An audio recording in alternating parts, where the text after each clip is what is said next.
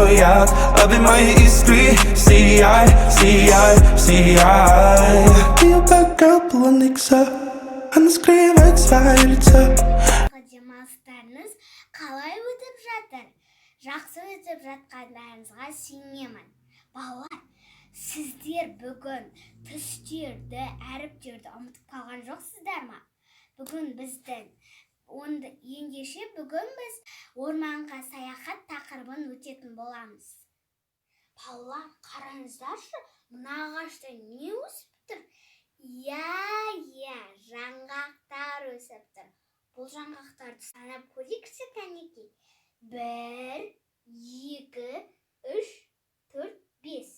Осы 5 жаңғақты да біз алып көре аламыз ба? Ал көрейік. Ала алады екенбіз.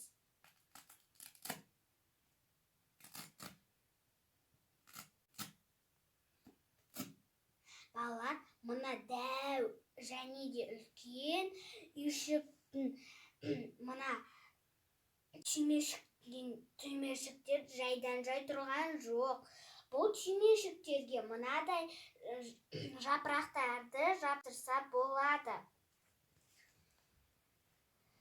Сосын мына қасындағы гүлдер. Достар, мына жапырақтарды жаптырған кезде өздеріңіз ойлайсыздар ма? Қолымыздың ұсақ моторикасы жұмыс істей бастайды. Балалар, қараңыздаршы, мына үлкен саңырауқұлақ сіздерге таныс па? Бұл саңырауқұлақтың ішінде кім мекендейді? Менің ойымша бұл үйшікте кім мекендейді екен? Есігін ашып көрейікші. Ал енді есігін ашып көрейік.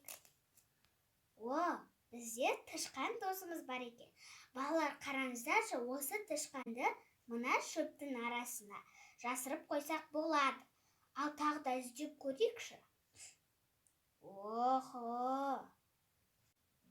Жылан. Балалар, бүгін біздің саяхатымызда мына үйшікте кімдер тұратынын да білдік. Және де мынаған жапсыратынын да білдік. Және талда жаңғақтарды жапсырып қоятынымызды да білдік. Және де балалар, мына гүлдерді де біз өзіміздің үйімізге алып кетсек болады.